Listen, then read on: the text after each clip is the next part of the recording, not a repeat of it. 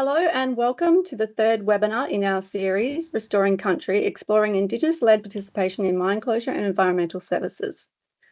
I will begin by acknowledging the Whadjuk Noongar and the Juriga Turrbal traditional owners, our guests, the Kaska Dena, and the custodians of their lands in which our team are meeting today, and the traditional owners from the lands in which you are joining us.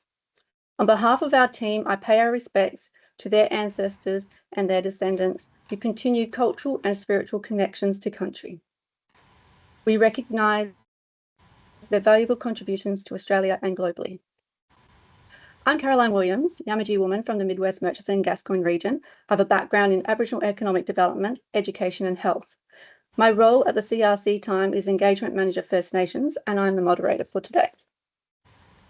Just to note that we'll be recording this webinar and we'll be uploading the video to YouTube. We want this series to remain available into the future as a knowledge source. This webinar series is a joint initiative of the CRC time and the Centre for Social Responsibility in Mining, or CSRM. Briefly, CRC time is a partnership of more than 75 collaborating organisations from research, industry, government, community and suppliers, whose aim is to work together to deliver a bold vision to unite Australia's regions in the development and delivery of economic and social environmental resilient post-mining futures. CSRM is part of the Sustainable Minerals Institute at the University of Queensland. Roger and Julia are part of a team of around 30 social researchers at the centre that are dedicated to examining social and community-related resource extraction issues. Roger and Julia, please wave to the audience today. And for those that have missed the first two webinars in the series, it is now available on YouTube, and we'll share that link in the chat as we go. The first webinar featured Indigenous leaders responding to the CSIRO's research, highlighting the economic opportunities available through closure and rehabilitation. The second one is the modes of engagement from those who have taken up initiatives. Now, this webinar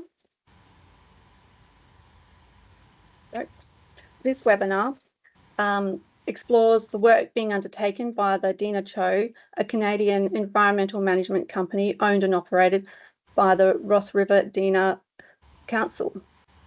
We are very fortunate to have them as special guests today to share their experiences. Before we jump in, I would like to ask that you be considerate of others by trying to keep your questions on topic and as concise as possible. Feel free to share your comments, references and questions in the chat as we go. We will get to those questions at the end of the discussion.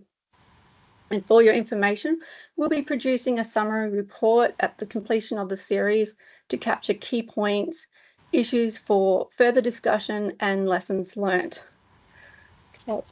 And so now I'll pass it over to Julia, who will then introduce the speakers. Good morning, everyone, and thank you for joining us today. And a very special welcome to Cassia, Camille and Caitlynn joining us from Kaska territory in Canada. We're really thrilled that you have been able to be part of this series. And we're particularly grateful that you're joining us during what I know is a very busy time of year for your program.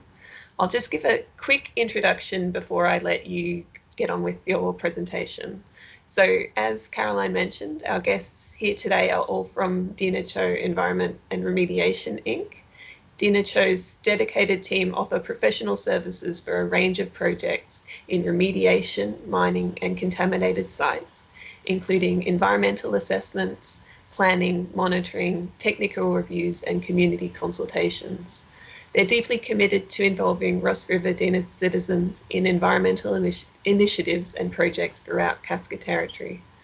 Guided by Kaska values, their work prioritises the protection of the natural environment, increasing Indigenous participation, obtaining benefits for Dena people and creating opportunities for the Ross River Dena community.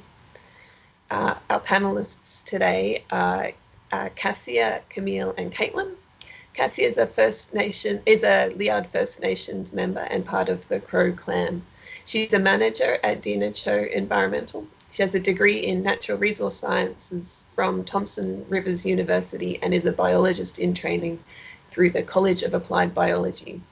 Cassie has worked on various mining and exploration projects throughout Kaska, which includes collecting environmental data, working with youth and elders, and observing changes on the land.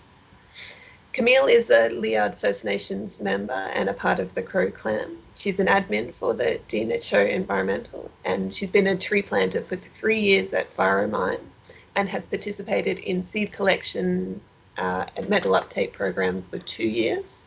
She enjoys working in the field and learning from elders in Tulididi or Ross River. Caitlynn is a PhD candidate in geography at Memorial University in St. John's, Newfoundland. Alongside her PhD work, Caitlynn works for the Ross River Dena Lands Department and Dena Cho Environmental. Her work includes coordinating a community-based revegetation strategy for the Faro Mine Remediation project, and most recently supporting the development of an independent community impact assessment process. So with that out of the way, I'll hand over to our guests. Thank you very much.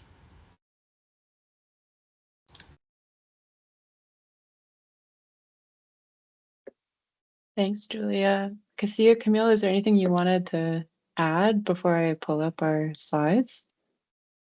No, I think you're good to start. Okay, sweet. I'm gonna pull up some slides. We'll just go through them pretty quick so that we can leave more time for discussion and questions and that kind of thing. But we just figured since we're presenting from here in Canada to, I'm assuming, majority of Australian group, that it would be good to kind of just give everybody a sense of where we are and what kind of work we do and what the I guess challenges and other context is here. I'll just note too, I'm a PhD student at Memorial in St. John's, but I live in Whitehorse in Yukon, and I'm in Whitehorse right now. So other side of the country, if anyone knows where St. John's is. Okay, I'm gonna pull up slides now, which means I won't be able to see anybody. So Cassia, Camille, if there's anything you want to like add or anything like that while I'm presenting, just say Okay. so.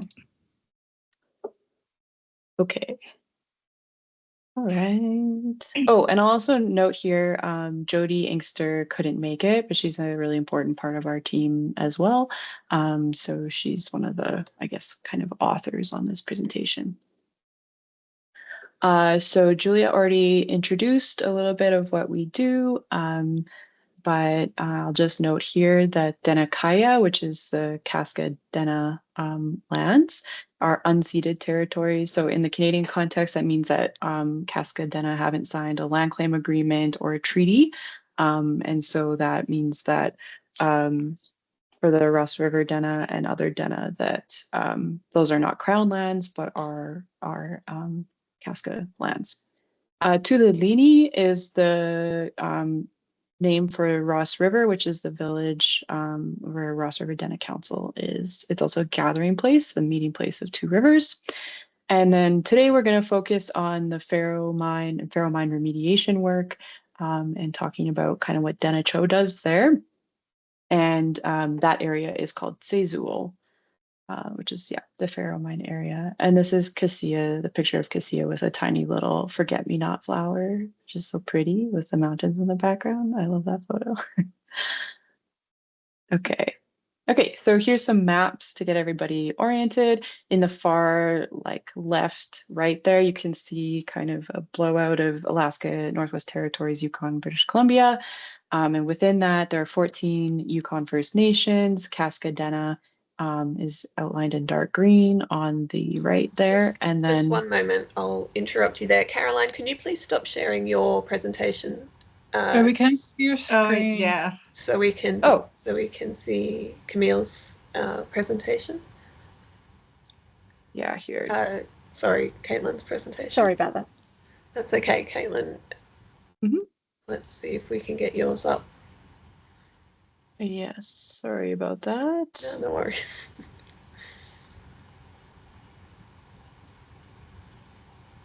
Am I able to share? Yes, I am. Okay, there we go.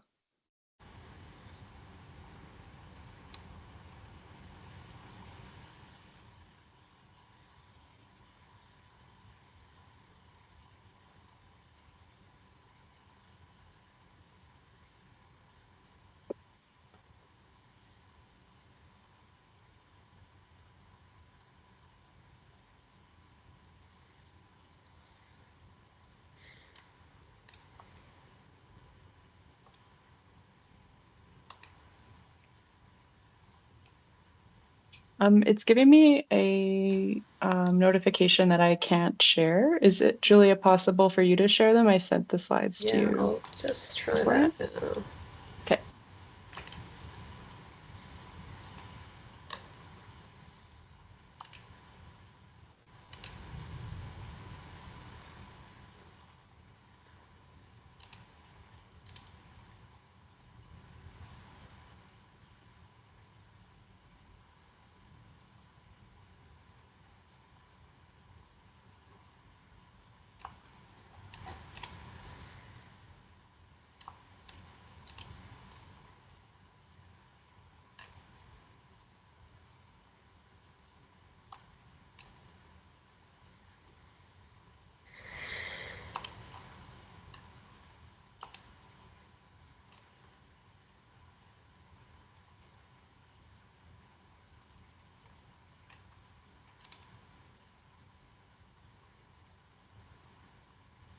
Sorry for the delay here.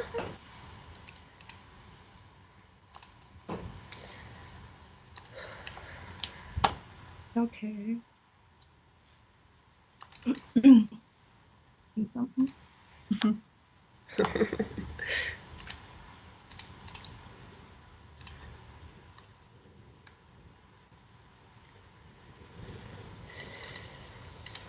Okay, let me try another. There we go. Okay. Sweet. How is that? Perfect. That works. Okay, there we go. Let me know when to switch. Yep. So you can go down to the maps. I already kind of talked to you. There's That's the a good nice stuff. picture. Beautiful. I was like raving about it. No one could even see it. Okay. So yeah, as I was saying, there's 14 First Nations in the Yukon. So Kaska Dena is on the right there in dark green.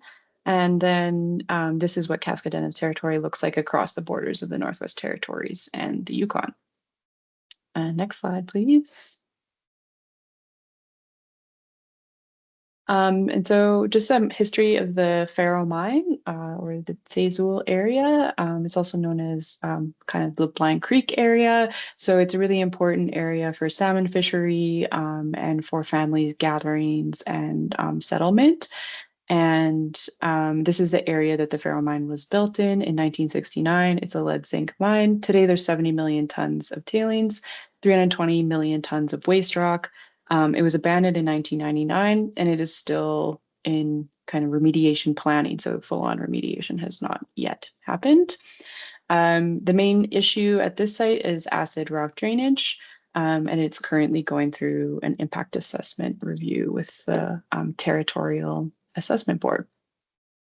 Some of the kind of main points, the historical points that are associated with Faro is a history of colonialism in the Canadian North. So that goes alongside residential schools happening around the same time as the development of Faro, the development of infrastructure like roads and power that was inequitably kind of provided to settler communities and to mining communities. And also facilitated the destruction of Kaska land and also the kind of disruption of Kaska communities. So this is all happening at the same time. And so for part of my PhD work, it's looking specifically at how the Faro remediation, or sorry, the Faro mine project goes alongside with land theft, water theft, economic theft, and cultural theft on Kaska Dena territories over the past 50 or 60 years. And then we look specifically also at Ross River resistance. And so this is kind of important context for what we wanted to do at Dena Cho with a community-based reclamation or revegetation project, is to look at how the Faro remediation project could start to not only include some of this history, but also confront some of the violence and theft that's been associated with Faro in the past. So you can keep going.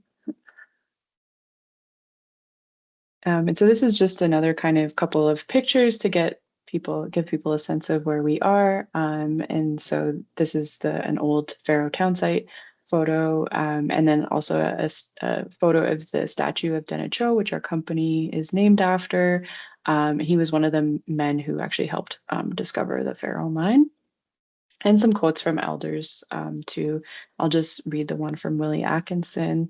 It says, "We moved out and they chased all the game away and they just started taking over the whole place." And so he's referring to the mine. Willie's from the Blank Creek area. You can keep going down.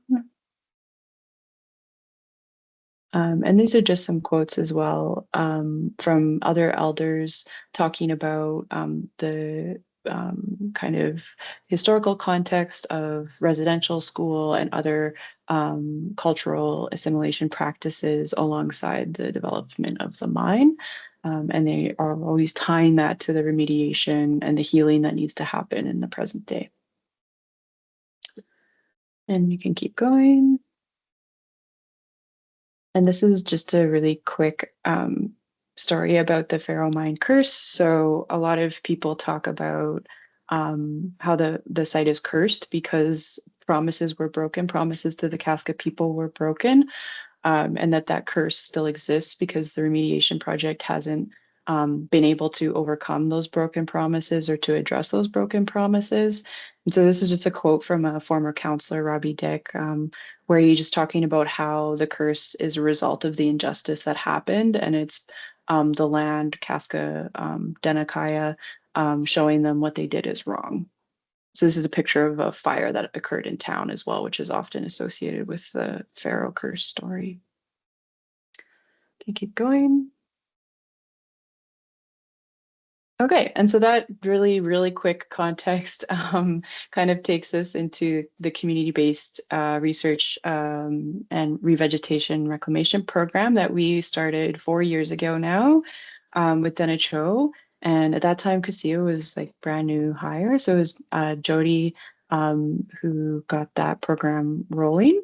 And the idea was to look at revegetation as like an entry point into the bigger Faro remediation project, which is like a highly engineered, highly technical project that, because of all of the history and the violence that's happened on site, can be a really hard space for a lot of people to be in. And so we were looking at revegetation as a way to include more community members, elders, and youth, or people without like engineering training in programming on the site, and also as a way to include Dena language, Kaska language, and to include cultural aspects on site, to have elders on site, and just to have more of a presence and reclaimed space on the site. And so now I'm going to pass it off to Cassia to kind of go through what we've been working on over the past 4 years. And I don't know, add anything else that I missed too, Cassia or Camille. There's probably so much I missed. Yeah. Yeah, so the next slide. So tree planting at Faro Mine. This started in 2021 with hiring youth and elders. The first tree species were white spruce and lodgepole pine, also known as Sioux and Gauza. And then in the second year, a new seedling was added. So this was just the beginning of the species, and also including the youth and elders that were on this program. Next slide. This is one of the trial sites for the tree planting program, also known as the Landform Cover and Revegetation Pilot. This is a huge area with different treatments with different species. So last year we had 7 different species, and this year we have 9 that we included in total in this area. And we go back to this spot to see the growth and see how the plants are doing on different trial sites. Next slide. So a part of the Reveg program is the seed collection program. So this usually happens in August or September. It's kind of lumped together with our metal uptake monitoring program. The seeds that we collect are sent to a nursery in Langley, BC, and they're grown there and sent back to Faro Mine to be planted again by our tree planters. Yeah, and it includes involvement with youth and elders on the land training, and it's not just on the land training with people that are like hired within a show. It's the elders passing down their knowledge to youth that are on these programs.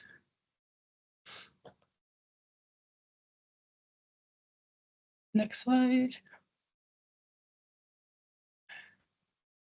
Yeah, so elder involvement. This is a big part of the program because they guide the youth. They give advice with the plants and the knowledge of the area. Like they tell the stories that we like. They can only share the stories that we don't see today, like where they would have collected certain berries or where they would have fished, where their family camps were, and like where they moved. So it's just a bunch of knowledge that we don't have, and having them is just really valuable.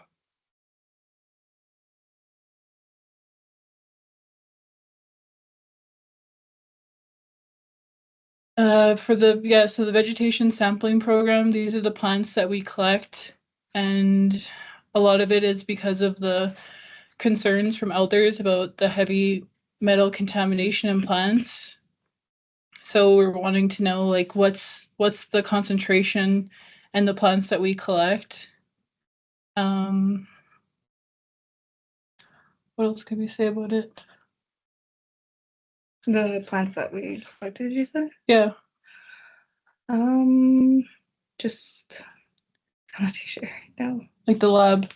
Like we also toured the lab where we send the plants. Yeah. We went to Victoria, BC, and we got to tour the lab, the nursery lab there, or the lab, and we got to see like we got to see and walk through the what's it called again? The lab, and we got to see where the berries were sorted and they were cleaned and they were made into teas of the way the Kaska people traditionally made them. We got to see the equipment they used and to analyze them and tested for metals and looked at the concentrations. So like the teas that Kaska Dena made traditionally, those were tested for heavy metals. So that was really interesting to see how that was done, and yeah, it was just really important because that's an important source for Indigenous people, Kaska people. Next slide. So these are the sites that we go to for the seed collection and metal uptake program. And this is all in Kaska Kaya, Kaska land. We use Kaya as land or country sometimes. So there's a South Canal Road, Kitsamine Road, North Canal Road, and then Faro and Blind Creek. Next slide. Yeah, so the preliminary analysis that we've seen from the plants that were sent out for metal analysis is that lead is a primary metal of interest. there has been higher concentrations of lead in plants that were collected at Faro Mine. This site, particularly in the photo, like you can see the tailings right behind. So yeah, it's just interesting to make that connection and know more about it, because there's so much unknowns of like what's the concentration or what's the metal that's in this plant. And so we're able to kind of answer more questions that youth and elders and community members have. Next slide.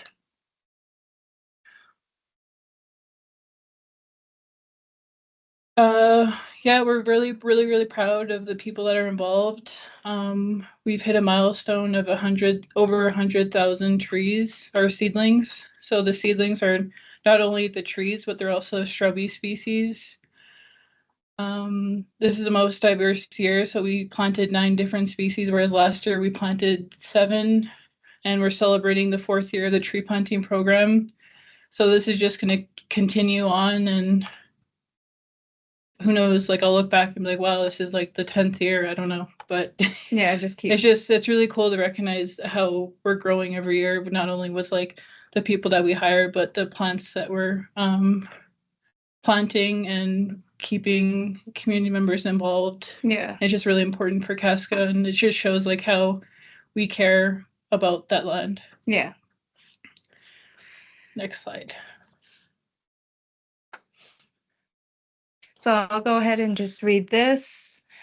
It says they were talking about planting different plants and trees and whatever. Ross River people can do that. Keep them at their word to do this. Gordon Peter and some elder workshop in 2019. When you put the plant in, you got to treat it as a relative. Yeah, you got to talk to it. That gives us life, and that's how we breathe air through the plants.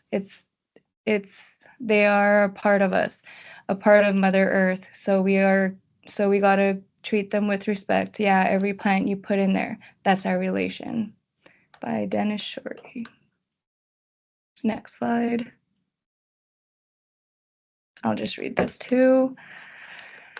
How we approach restoration of land depends of course, on what we believe that land means. If land is just real estate, then restoration looks very different than if land is the source of substances, economy, and spiritual home.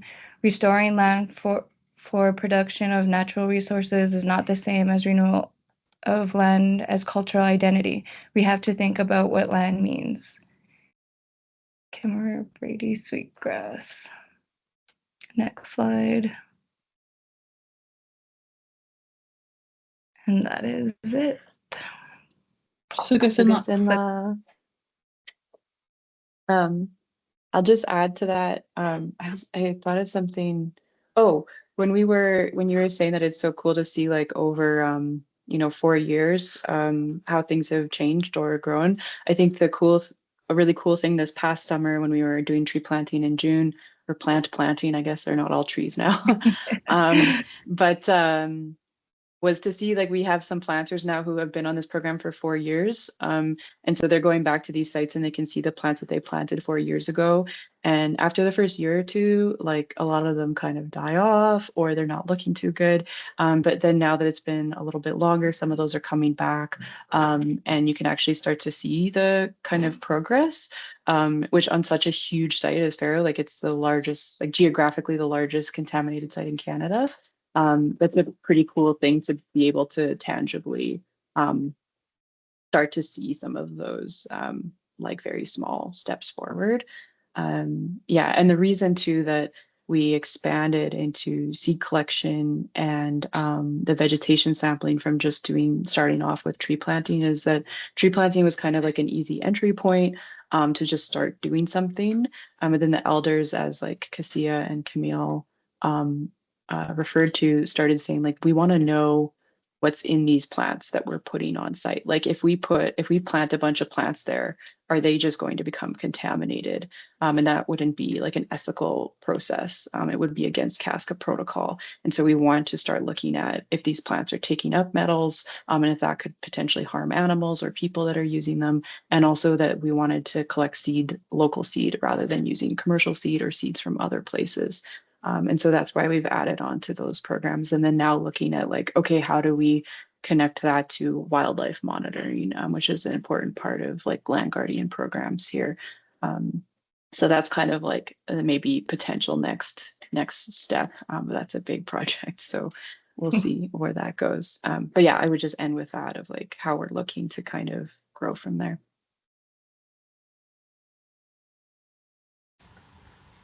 Thank you all. That was so interesting, and thanks for all the photos. It's always great to see where you're talking about.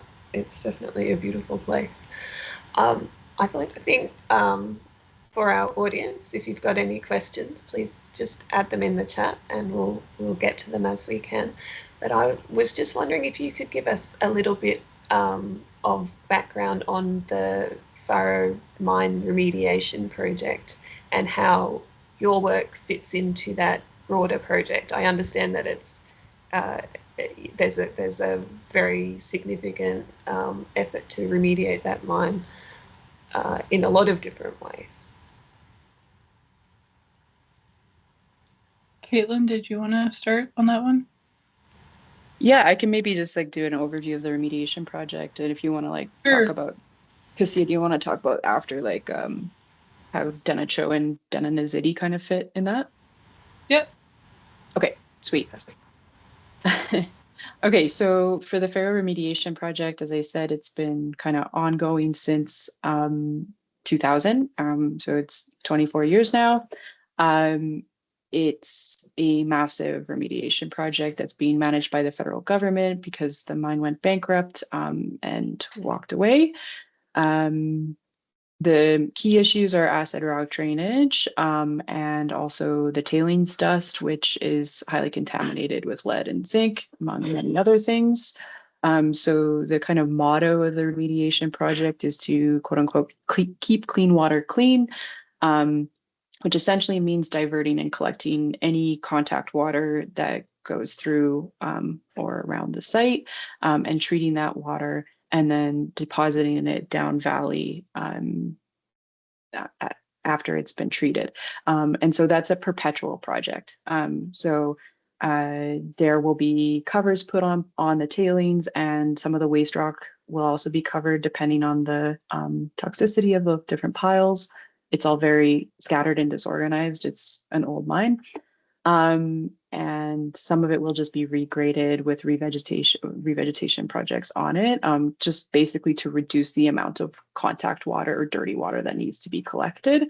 But the collection of water and treatment of water is a perpetual project. So where it's at right now is basically they just have some test covers like the ones that Cassia showed with our different kinds of treatments on top to see how different treatments do for plants. And beyond that, they haven't actually started regrading or covering tailings yet because they don't have the permitting to move forward until they've gone through impact assessment and water licensing. Since it's such a massive project, even though it's not an operating mine, it still needs to go through all of those regulatory approvals. So yeah. Any other questions? I'm happy to help on the nitty-gritty details of Faro. So. Yeah, so Dena City Development Corporation is I would say the economic arm or business for Ross River Dena Council. And Dena Cho Environmental and Remediation Inc. were the environmental consulting. And how we connect to the remediation project is that we help with the re-veg programs, so tree planting, seed collection, as well as monitoring of the plots, like where we had planted and seeing their growth. And we also help with the testing of the water, like the on-site environmental monitoring.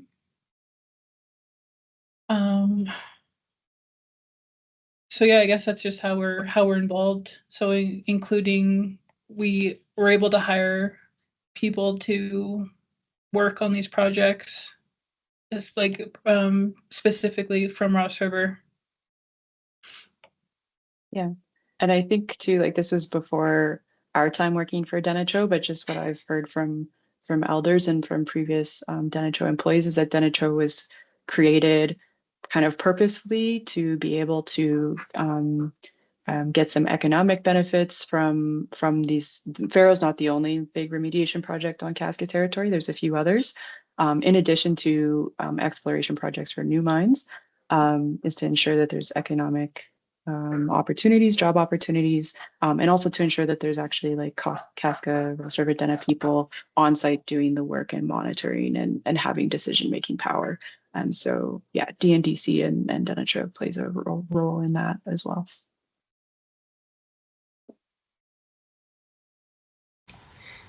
Okay, we've just got a couple of questions in the chat that sort of follow up on that point. So just Daniel's asking, how was the remediation funded? And I think you mentioned that that was through the federal government. Is that correct? Yeah, that's correct. Okay, yeah.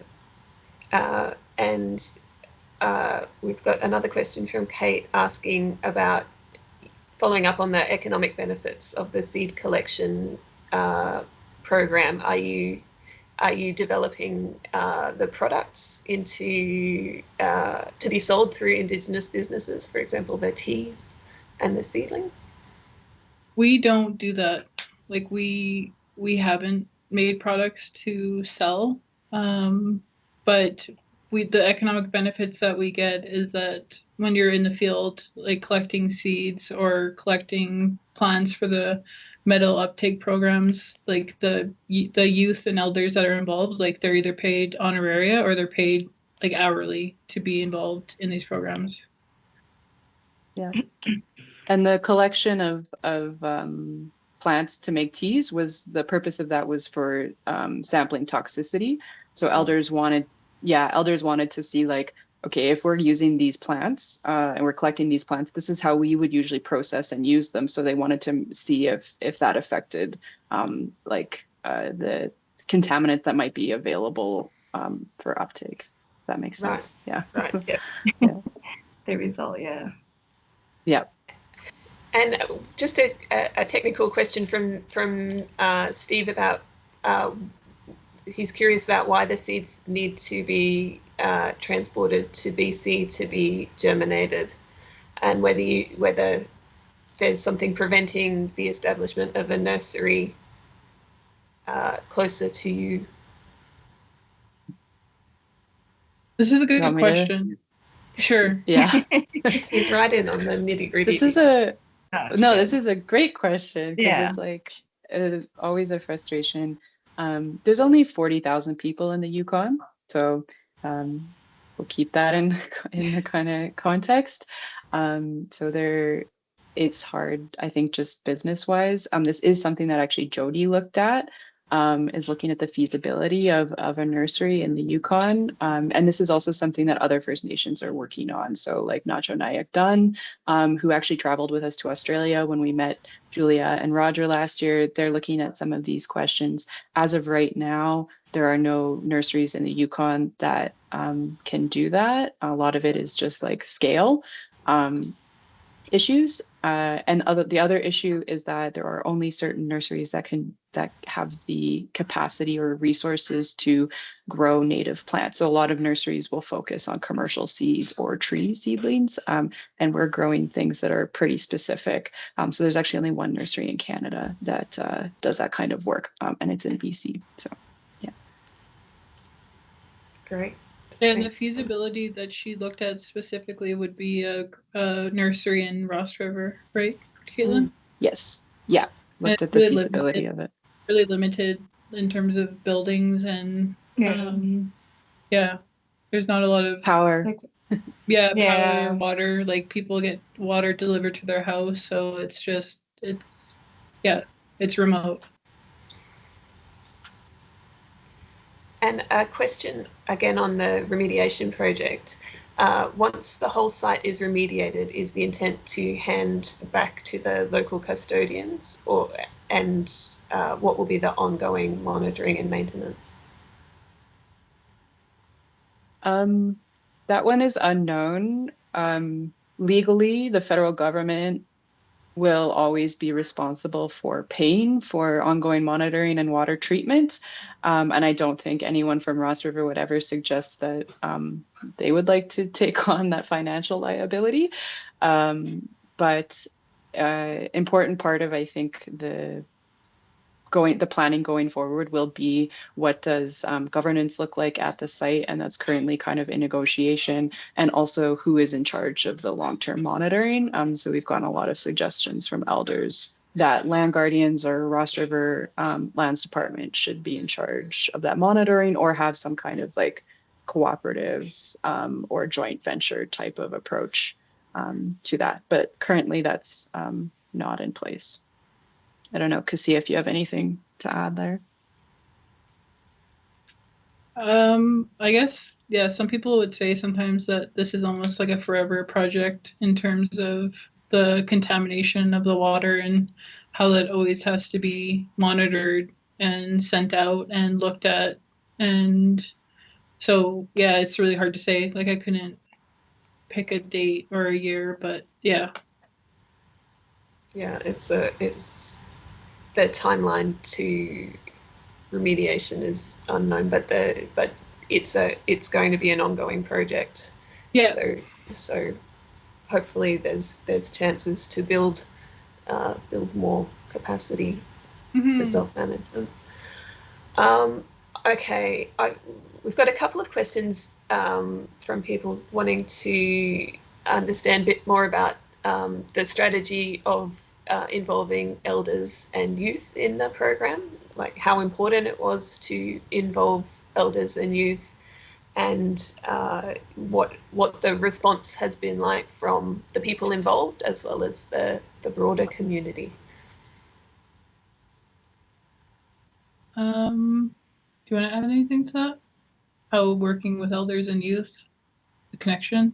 I think it was the best to have both on site and like working with them, because as we work, like we do hear stories, and it's good for the younger generation to hear and listen to what they did, and just kind of pass down their knowledge, and also to let them learn as well as like just passing on like traditional practices, and just to keep going. And it's just a good environment altogether to be out on the land as well, and just keep you like, this is what we're doing, like looking at the view, and just I don't know, it's kind of hard to I think it helps. It helps the people that are involved connect back to that area, to keep grounded, rooted, and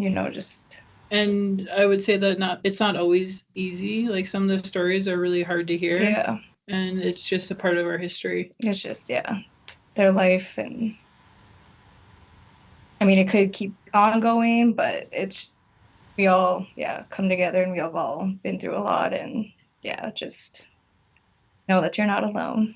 But Mother Nature out there is the best to ease your mind and just kind of takes you back. And how do you recruit the youth that are to be involved? I'm interested in who the youth are. Are these people in like high school or post high school living in Ross River? Usually we hire 18 and up. Mm-hmm. And we normally post the positions, and we also send like emails out to like previous planters, letting them know that this opportunity is coming up again, and if they're interested in being involved, to reach out. And then there's the interview process. And have people come back for more than 1 year? I know Camille has. We have a fourth year. No, it's good to give youth the opportunity to also work with their land as well. So Yeah. I think too, like maybe Camille and Cassia aren't like I don't know, doing themselves enough credit, but it's a lot of work to support people who are like really young and who might, you know, not have a ton of job experience. So it's like a lot of just like phone calling, like literally calling their moms and like, you know, stuff like that that I think a lot of other employers might not do, but because like we all work for the community and like not me, but Cassia and Camille and Jody all have family there that you know, it's a lot of kind of going outside of the box of what it would normally be for hiring. Like for elders, they don't have email, right? So it's like we phone call them. Some of them don't have cell phones, so we get someone in Ross to like walk to their house and give them the information. So I think a lot of the logistics is kind of going outside of the box, and just like making sure that it happens, and also making sure that we plan like that much management time into our like, you know, this just administrative and budget and all of that kind of thing. It's a lot of work to make that type of program happen, and I think that that's not necessarily accounted for in just like the nitty gritty of, you know, the federal government's like program review, right? So yeah. Thanks for stepping in there, Caitlin. I was trying to get them to brag about their work. Okay, so we have a question here about how the program is considering climate change resilience and what sort of changes you're seeing on country there, and you know, are you seeing different effects from heat and bushfires than in the past?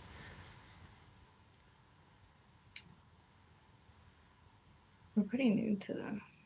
I'm not too sure Yeah. about the climate change part of it. That's Yeah, fair. I'm not That's too- fair. I could add like the climate change like contingency planning for the remediation project itself, which is I guess like different from um like elders' views of climate change on Casca territory. But for the remediation project, the worries are like fires. There's fires in that area all the time, so mostly for power, cutting off power or cutting off roads. So the water treatment plant needs power to run, and so there's a lot of kind of contingency planning around that. And then the other issue is water. And so Yukon is getting more and more precipitation every year, and larger amounts of snow. So the freshet in the spring, when all of the snow melts, I guess this is probably not a term that people know in Australia. Thank you. Yeah, when all the snow in the mountains melts and it like all comes like down the mountain at once, is like the highest risk for flooding, which is the major issue at Faro, is if any of these diversions flood into the tailings or into the waste rock, and then go downstream and wash everything down, like any kind of tailings dam blowout, that kind of thing. And so that's a major, major concern. And part of the revegetation project is looking at ways that we can ensure good vegetative stability on the site as well. But yeah, I don't know. I'm not an engineer on that, on the design for that, but I know that's kind of what they're taking into account for the design. Okay, and we have a couple of questions here that I'll sort of try to combine, but it's about that process of reconnection that you mentioned, given the past history and trauma and separation that the community has faced because of the mining project. I guess, how is this project part of reconnecting people to the land? And, you know, what, I'm trying to think of a good way to say this. Has it been important for the community to be part of the remediation itself, more than just being on the land? Is it the healing part, I guess, is what I'm getting at? Definitely. Do you know? I would say yes to the healing part and the connection to the land or Mother Earth, or there's different ways that people connect.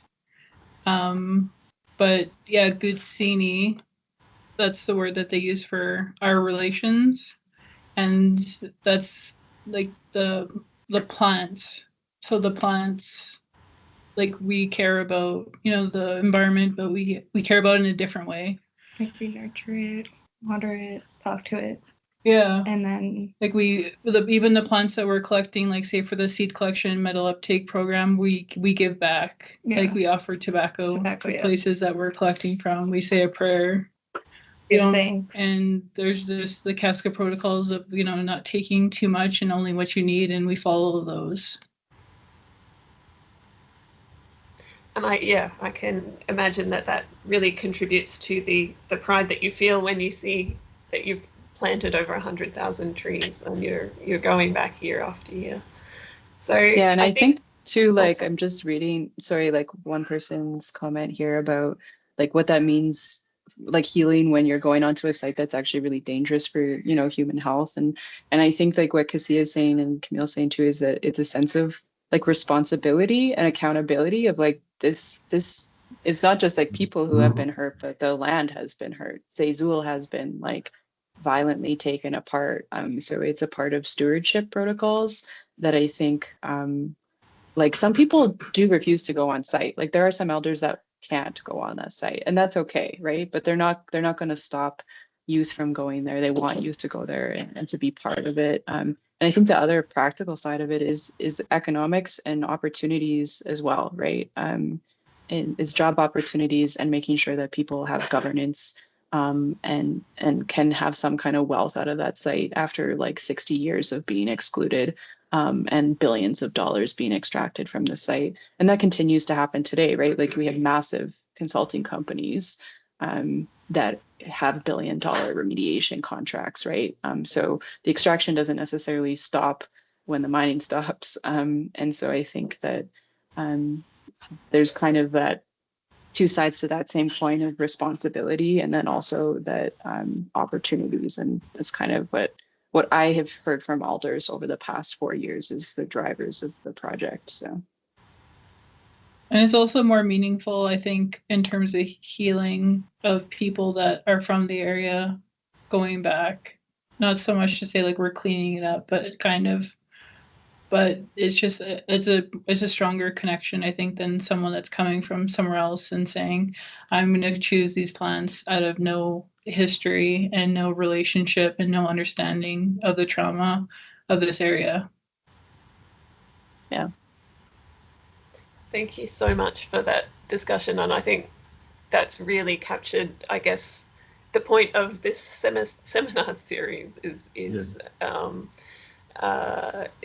the connection between all of those different facets and the potential for better work for country and for people to happen by doing these sorts of collaborations, even in instances where it's difficult and where there's past trauma. So, Roger, did you have one last question? I see you in the chat. Yes. Okay. My camera wasn't working before, but nice to see you again, Caitlynn and Cassia, and nice to meet you, Camille. Thank you so much for this presentation. It's just covers off all the dimensions that we're thinking about under this Restoring Country webinar series, particularly the addressing the historical injustices and the dispossession from country, and the healing aspects that come with working and remediation. So thank you for that. But before we go, I just wanted to because we're talking about this in this series in Australia, and there's interest from Indigenous groups here, and the burning question is like, well, how do we get started on this? And I just wondered if you could just trace back for us, because you're part of the Dena Cho, the environmental part of the Development Corp. Can you just trace back to the very beginning of how the federal government who's doing all, looking at the remediation, at what point were you able to enter as landowners or owners of that, traditional owners of that country? Was it through the creation of the Development Corp, or what was the particular driver that was enabled you to get involved in this work and have such a prominent role then through the revegetation? Do you want me to? Oh, go ahead. Sure. Maybe I'll let you start with it, Caitlynn. Okay, I'll take a crack at it, and then you can take a crack at it. Because I've been working at Dena Cho for 5 years now. And Cassia, how long have you been there? 4 years? Just over 3. 3, okay. So this predates some of us, so I'm just going to go off of like what I've read and mostly Kathleen Souza. I give her credit for this one because she's the elder who's kind of in charge of all things Faro, and so she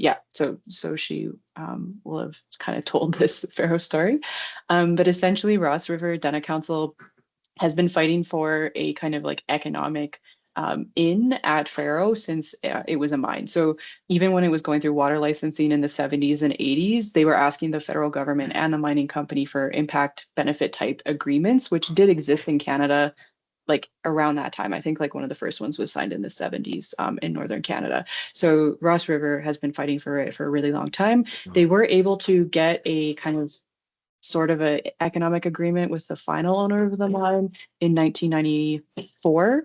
But then the mine went bankrupt within a few years. And so that was never followed through on. And then when it went into receivership, the Ross River Dena Council again fought with CIRNAC or the federal government in order to have like a governance and an economic role. And then that all kind of came to head with the creation of what's called a Faro Secretariat, and that's Kathleen's job.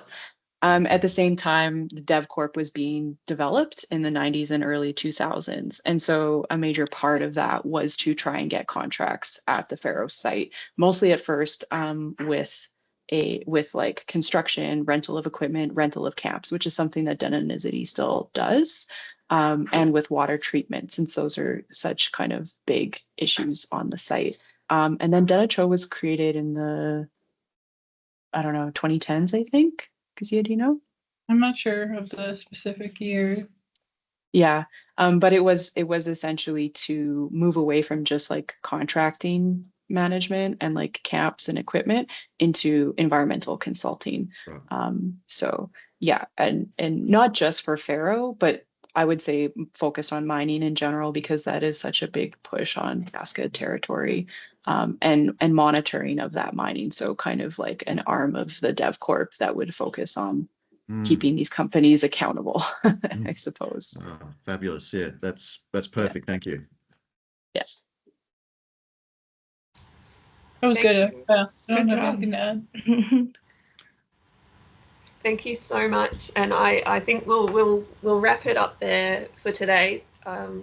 Again, thank you for your participation in this series. It's really inspiring to hear from you and hear about the work that you're doing and the strategy and the institutional capacity that you're building, not only for this project but for all of the activities on your lands. And to really hear about the impact that it's having on the people that live there and the connections that you're making between elders and youth. It's a really powerful and inspiring story, I think, for us in Australia. So thank you again, and thanks everyone else who's joined us here. Please come to the rest of the seminar series, and we'll see you next time.